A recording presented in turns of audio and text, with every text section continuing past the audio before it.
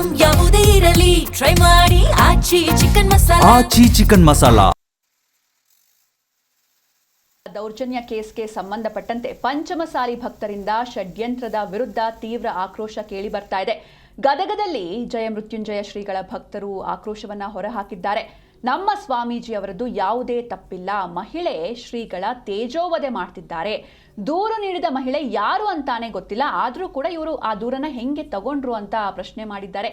ಶ್ರೀಗಳ ಪರ ಎಲ್ಲ ಪಂಚಮಸಾಲಿ ಭಕ್ತರು ನಿಲ್ತೇವೆ ಅಂತ ಗದಗದ ಪಂಚಮಸಾಲಿ ಸಮೂಹದಿಂದ ಆಕ್ರೋಶ ಕೇಳಿ ಬರ್ತಾ ಇದೆ. ಪಂಚಮಸಾಲಿ ರಾಜಕೀಯ ನಾಯಕರ ಕೈಯಲ್ಲಿ ಸಿಲುಕಿ ನರಳ್ತಾ ಇದೆ. ಪಂಚಮಸಾಲಿ ಬಡವರಿಗಾಗಿ ಮೀಸಲಾತಿ ಹೋರಾಟ ಮಾಡ್ತಾ ಇರುವಂತಹ ಸ್ವಾಮಿಗಳ ವಿರುದ್ಧ ಷಡ್ಯಂತ್ರವನ್ನ ರೂಪಿಸಲಾಗಿದೆ. ಪಂಚಮಸಾಲಿ ರಾಜಕೀಯ ನಾಯಕರಿಂದ ಸಮಾಜವನ್ನ ಸ್ವತಂತ್ರವಾಗಿ ಮಾಡಿದ್ರು ಶ್ರೀಗಳು. ಸ್ವಾಮೀಜಿ ದೂರು ನೀಡಿದ ಬಳಿಕ ಮಹಿಳೆ ದೂರನ್ನ ನೀಡಿದ್ದಾರೆ. ಹೀಗಾಗಿ ಇದು ಕರೆಕ್ಟ್ ಆಗಿ ನಿಷ್ಪಕ್ಷಪಾತವಾಗಿ ತನಿಖೆ ಆಗಬೇಕು, ನ್ಯಾಯ ಸಿಗಬೇಕು ಅಂತ ಭಕ್ತರು ಆಗ್ರಹಿಸಿದ್ದಾರೆ. ಮೃತ್ಯುಂಜಯ ಮಹಾಸ್ವಾಮಿಗಳ ಒಂದು ಮೇಲೆ ಏನು ಆರೋಪ ಮಾಡಿದ್ದಾರೆ, ಅದಕ್ಕೆ ನಾವೇನಂತೀವಿ, ಬಸವಜಯ ಮೃತ್ಯುಂಜಯ ಮಹಾಸ್ವಾಮಿಗಳು ಈ ರಾಜ್ಯದಲ್ಲಿ ಈ ನಾಡಿನಲ್ಲಿ ಅವ್ರು ಏನದಾರಂತ ಎಲ್ಲರಿಗೂ ಗುರುತೂ ಐತಿ.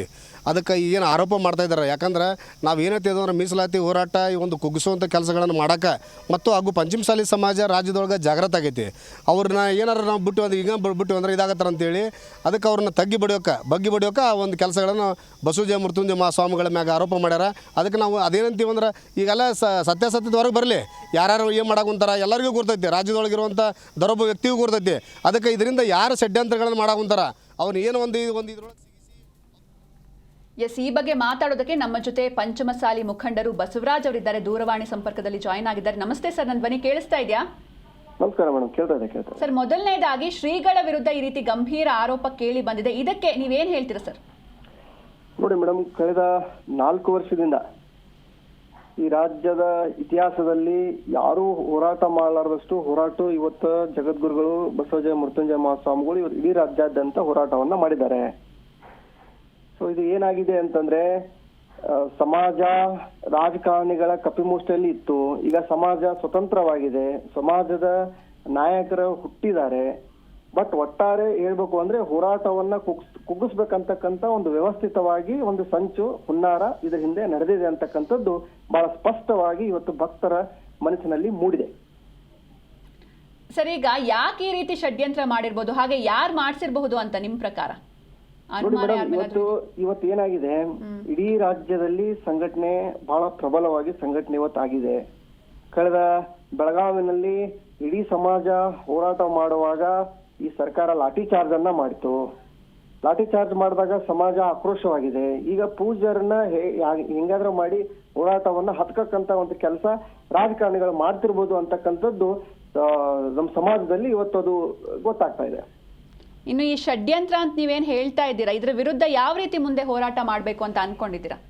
ಈಗಾಗಲೇ ಮೇಡಮ್ ಕಾನೂನಾತ್ಮಕವಾಗಿ ಈಗಾಗಲೇ ಕಂಪ್ಲೇಂಟ್ ಕೊಟ್ಟಿದ್ದಾರೆ ಪೂಜ್ಯರು. ಸೊ ಯಾರು ಸಂತ್ರಸ್ತಿ ಏನು ಯಾರಿದ್ದಾರೆ ಅವರು ಅಜ್ಜಾರ ವಿರುದ್ಧ ಇಲ್ಲ ನನಗೆ ಲೈಂಗಿಕ ಕಿರುಕುಳ ಆಗಿದೆ ಅಂತಕ್ಕಂಥದ್ದು ಅವ್ರು ಹೇಳಿದ ಮೇಲೆ ಅದಕ್ಕೆ ಪೂರ್ವದಲ್ಲಿ ಅಜ್ಜಾರ್ ಆಲ್ರೆಡಿ ಕಗ್ಗೋಡದಲ್ಲಿ ಏನು ಒಂದು ಘಟನೆ ನಡೀತು, ಅಜ್ಜಾರ ಮೇಲೆ ಹಲ್ಲೆ ಮಾಡ್ತಕ್ಕಂಥದ್ದು. ಆ ಸಂದರ್ಭದಲ್ಲಿ ಈಗಾಗಲೇ ವಿಜಯಪುರ ಜಿಲ್ಲೆಯಲ್ಲಿ ಕಂಪ್ಲೇಂಟ್ ಅನ್ನ ರಿಜಿಸ್ಟರ್ ಮಾಡಿದ್ದಾರೆ.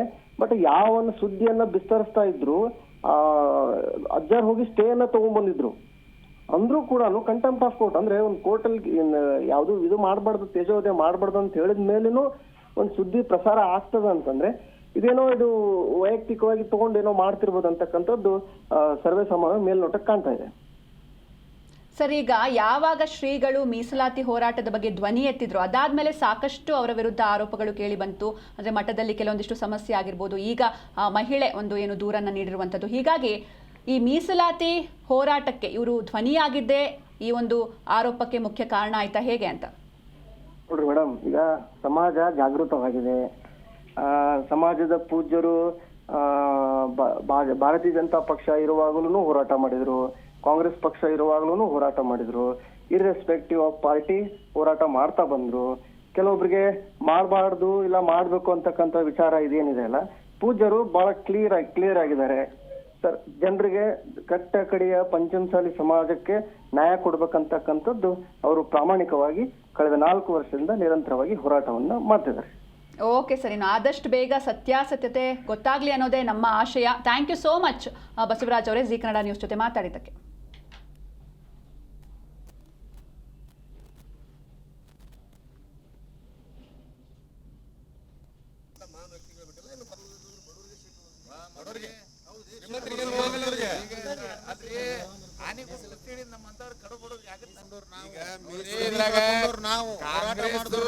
ಸಮಾಜ ಅಂತೇಳಿ ಒಕ್ಕಟ್ಟಾಗಿ ನಾವು ನಿಂತು ನಾವು ಸಮಾಜ ಅಂತ ಬಂದಾಗ ನಾವೆಲ್ಲರೂ ಸಮಾಜ ರೀ ಮೇನ್ ನಾವೆಲ್ಲರೂ ಒಂದ ಯಾವ ಪಕ್ಷದಾಗಿರ್ಲಿ ಸಮಾಜ ಅಂತ ಬಂದ್ರೆ ನಾವೆಲ್ಲ ಚುನಾವಣೆ ಮುಗಿದು